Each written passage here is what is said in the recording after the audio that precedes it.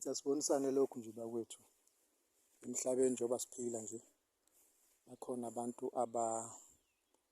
awuthola ukuthi umuntu ngempela umsamo wakhe siwalinyazwa ngale ndlela ukuthi ayikho indlu yabantu abadala ekhaya.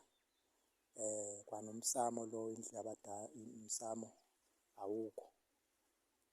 So kugcine ngempela kufanele ukuthi uma ukhuluma nabo abantu abadala uye ehlathini, uye esigangeni njengalana-ke bekwenziwa umsamo la, umsamo. So babezokhuluma nabantu bakubo abadala, bewubona nje, ubona nje kwenza umsamo lo wesikhashana. So kusho ukuthi umsamo wakhona awukho ekhaya, injalo nje lento. Abanye-ke bala ehlathini bahleli khona, kodwa nje kunzima bafethu, kunzima. Emhlabeni-ke wonke umuntu unendlela yakhe yokuphila. So ngoba nibabona nje abantu nampa bazosebenza nabo basehlathini, kodwa yonke into